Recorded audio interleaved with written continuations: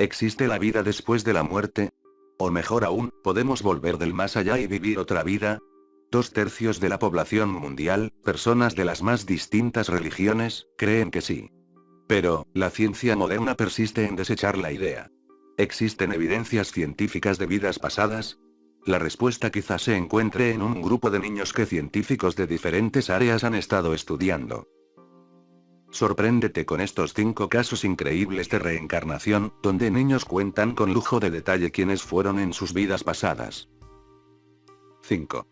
Gus Ortega. Colorado, Estados Unidos. Gus Ortega afirma haber existido en otra vida como su propio abuelo. Empezó a hablar del tema cuando tenía apenas 18 meses e hizo un montón de declaraciones bastante específicas. Se trata de uno de los casos más convincentes de reencarnación que está siendo investigado por James Tucker, un profesor de psiquiatría de la Universidad de Virginia. Gus afirma ser su abuelo Augie, quien murió en 1993 debido a un accidente cerebrovascular. El hombre era propietario de una tienda donde vendió de todo, amaba profundamente a su familia, pero nunca llegó a conocer a su nieto Gus, quien nació un año después de su partida. Con 1 año y medio, Gus se dirigió a su padre mientras le cambiaba el pañal diciéndole: "Cuando tenía tu edad, a mí me tocaba cambiarte el pañal". Obviamente, el hombre se quedó perplejo. Cierto día, su padre llevó fotos antiguas a la casa y se las mostró a Gus. Lo que sucedió a continuación fue algo verdaderamente extraordinario. Su hijo apuntó a una de las personas retratadas en las fotografías y dijo: "No, ese soy yo". ¿Cómo podría saberlo? Gus recordó episodios de la vida de su abuelo que su padre apenas y guardaba en su memoria. 4. Ian Hagedorn. Florida, Estados Unidos. Tucker estudia muchos casos proclamados como reencarnación, y uno resultó bastante especial. Existen pocos casos en el mundo con marcas de nacimiento relacionadas con recuerdos, son escasos, pero existen. Uno de estos casos es el de Ian Hagedorn, un niño de 6 años residente en Pensacola, hijo de María Hagedorn. Él afirma haber sido un policía de Nueva York que murió de un disparo. Sus recuerdos le indican que cierta noche entró en una tienda donde había delincuentes que lo asesinaron de un tiro. Este policía supuestamente era el padre de su madre. Y aquí viene lo interesante. Ian sufre de una extraña enfermedad del corazón de tal forma que cuando se esfuerza de más sufre un desmayo. Antes de los 4 años ya había pasado por 6 cirugías, debido a que su arteria pulmonar presenta defectos, provocando que su corazón no se desarrolle del lado izquierdo. Ahora veamos cómo murió su abuelo. María relata que su padre estaba en servicio como policía, y cuando entró en una Radio Shack sospechó que algo andaba mal. 2 hombres sacaron una ametralladora y la apuntaron hacia el gerente. La reacción del padre de María fue indicarles: "Arrojen las armas, es la policía y alguien le disparó apenas acabo de decirlo". En la autopsia, la causa de muerte fue una arteria pulmonar rota por causa del tiro, la misma arteria que hace sufrir a Ian en la actualidad. Pero algo aún más raro sucedió.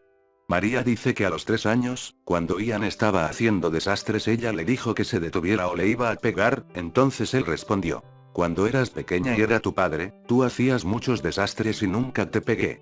Por supuesto, la mujer quedó impresionada. A partir de aquí, Ian comenzó a hablar más y más sobre el abuelo, convenciendo a todos de que era su reencarnación. La relación entre la enfermedad y la forma de muerte del padre, resulta una evidencia muy interesante. 3. Tiluksy Nisanka, Sri Lanka. Sri Lanka es una comunidad donde la mayoría de la población practica la filosofía budista y precisamente de aquí vienen muchos, y quizá los mejores, casos de reencarnación. El caso de Tiluksy Nisanka, sin duda resulta uno de los más fantásticos. Fue estudiado por el profesor Erlendur Haraldsson de la Universidad de Islandia. Tiluksy habló de una vida pasada durante 3 años, donde insistía y repetía la misma historia sin parar. Sorprendió a sus padres cuando les reveló que no era su hija, que tenía padres en otro lugar y que murió en un lugar cerca de Gambulla, un sitio a 6 horas de viaje, donde había un río al que cayó desde un puente mientras cruzaba. Para la familia de Nisanka, sus recuerdos resultaron dolorosos. Siempre que hablaba de esto, quedaba claro que Nisanka no se sentía parte de la familia. Y fue mucho más difícil para su madre. Comenzó a hablar de su otra vida en la escuela Montessori, que su templo se encontraba en otro lugar. Cuando comíamos o íbamos a dormir, ella hablaba de su otra vida. Me sentí muy mal, ella solo hablaba de su otra familia, dice Kasuri Arachi, madre de Tiluksy. Me enojé tanto con ella que una vez le pegué, dice Siriwardana, el padre de Diluxi. Un periodista escuchó la historia y su caso fue publicado en el periódico. Pronto, la familia recibió una carta de un señor de nombre Ranatunga, quien reconoció la historia de Diluxi como la de su hija muerta. Los Nisanka hicieron un viaje de 6 horas hasta Dambulla para encontrarse con esta familia.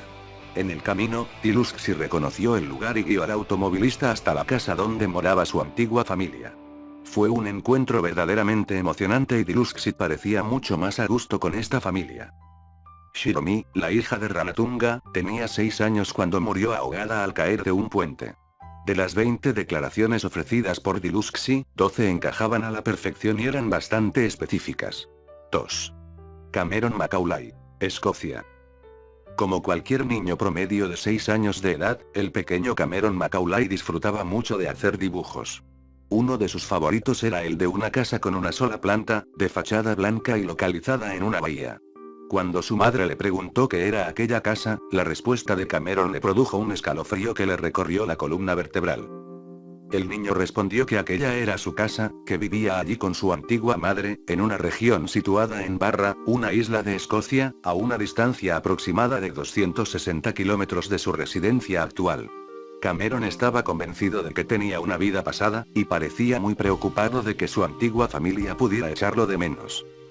Luego del susto, su madre recordó que desde que Cameron aprendió a hablar, acostumbraba a relatar aventuras infantiles vividas en aquella isla. Pero desde el momento en que empezó a relatar detalles de la casa donde tuvieron lugar estas aventuras, muchos otros recuerdos empezaron a aflorar. Cameron describía a su antigua familia, a sus hermanos y hermanas, incluso llegó a contar cómo había muerto su antiguo padre. En un principio, la familia trató estas narraciones como parte de la imaginación infantil del niño. Sin embargo, se llegó el momento en que el pequeño Cameron empezó a presentar señales de tristeza y sufrimiento, reclamando por estar separado de su familia de Barra. Cierto día, la profesora de Cameron citó a sus padres para una conversación. Les dijo que el niño que quejaba mucho de la ausencia de sus padres y hermanos. Además, sentía mucho no poder jugar en las piedras de la playa y reclamaba que su casa actual tenía solo un baño, mientras que la casa de Barra tenía 3. Desde entonces no dejó de hablar sobre la isla y sus experiencias en el lugar. Contó cómo acostumbraba a observar los aviones aterrizando desde la ventana de su cuarto. Hasta llegó a decir que su padre se llamaba Shane Robertson, y que había muerto porque no había visto hacia ambos lados, posiblemente haciendo referencia a un atropellamiento. No demoró mucho tiempo para que un equipo de investigadores, entre los que se encontraba Jim P. Tucker, dieran con el niño y le hicieran una invitación para ir a Barra para conocer su antiguo hogar. Cuando recibió la propuesta, la madre de Cameron se asustó, pues su familia rechazaba la idea de una vida pasada. Pero el niño se mostró tan contento que no conseguía dejar de saltar de alegría. Cuando el avión se posó en la bahía de Cockleshell, Cameron le preguntó a su madre: ¿Mi rostro está brillando? Y la madre respondió: ¿Por qué me preguntas eso? Cameron le dijo: porque estoy muy feliz. La ventana del niño apuntaba a la playa y decía: ¿ahora me creen? Y cuando finalmente descendió del avión, levantó sus manos al cielo y gritó: estoy de vuelta. Una vez en el hotel, la familia de Cameron y el equipo de investigadores partieron en busca de pistas sobre el pasado del niño. Cuando localizaron la Casa Blanca en la bahía, se dirigieron inmediatamente al lugar, pero sin decirle nada a Cameron. Cuando llegó a la casa, Cameron la reconoció al instante. Pero algo cambió en su expresión. Cameron parecía triste mientras recorría la casa, como si sintiera la falta de alguna cosa. Tal vez esperaba que, al entrar en la casa, su madre estuviera allí para recibirlo, exactamente como él la recordaba.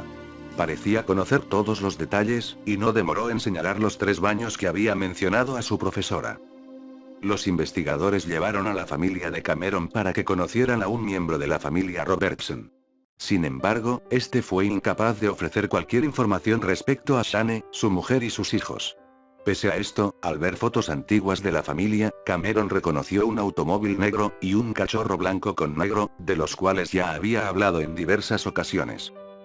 Para la familia de Cameron, el viaje a Barra significó un verdadero alivio. Nadie más volvió a desconfiar de que Cameron estuviera inventando cosas, y el niño se volvió más tranquilo, no sintió más la tristeza que tanto aborrecía. No se encontraron todas las respuestas, pero sí una gran verdad, al menos para Cameron, que la muerte no es el fin, sino un nuevo comienzo. En la descripción te dejo un documental hecho por Fire donde se habla de este caso. 1. James Leininger, Estados Unidos. James Leininger era un niño al que le gustaba jugar únicamente con una cosa: aviones y solamente aviones. Rechazaba cualquier otro juguete que sus padres Andrea y Bruce le daban, él solo quería aviones. Cuando cumplió 2 años, todo cambió. El niño comenzó a tener horribles pesadillas relacionadas con la aviación de guerra. Su madre solía despertarlo mientras gritaba cosas como: avión en llamas. El hombre no logra salir. Un video grabado por los padres, muestra a James de apenas 3 años examinando un avión como si le estuviera haciendo una verificación previa al vuelo. Las pesadillas no cesaban y sus padres acudieron a la terapeuta Carol Bowman, dedicada al estudio del fenómeno de la reencarnación, quien trabajó en el caso y logró traer a la memoria del niño diversos recuerdos. Él detalló que era un piloto de caza y que su avión, un Corsair que siempre solía tener los neumáticos desinflados, había sido impactado en el motor derecho por los japoneses en Iwo Jima. James también llegó a decirle a su padre que había despegado de un navío llamado Natoma, y que había volado algunas veces con alguien llamado Jack Larson. Luego de una investigación, Bruce, el padre de James, descubrió que el Natoma y Jack Larson en realidad existían. El Bahía Natoma era un pequeño portaaviones en el Pacífico, y Larson vivía en Arkansas. Su padre se obsesionó y descubrió que el único piloto de la escuadra abatido en Iwo Jima se llamaba James M. Houston Jr. Y tenía 21 años, murió el 3 de marzo de 1945. Entonces empezó a creer que su hijo era la reencarnación de Houston y que había regresado porque tenía algo que terminar. La pareja Leininger decidió escribir una carta para la hermana de Houston, llamada Anne Barron, contándole la historia del pequeño. Y frente a tantos detalles, que de algún modo el niño sabía, ella también pasó a creer.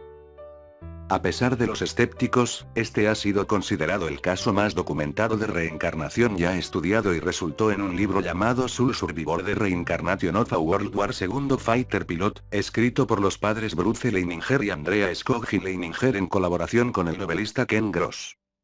Hay que hacer notar que en la mayoría de los casos donde se alega reencarnación, la vida pasada fue terminada de una forma violenta y repentina. Otro dato interesante es que todos los que recuerdan sus vidas pasadas son niños. Y eso quizás se deba a que los preceptos culturales aún no bloquean en ellos esta clase de memoria. Si el vídeo te gustó, dale me gusta y suscríbete, sígueme en mis redes sociales que están en la descripción, para saber cuando subo vídeo.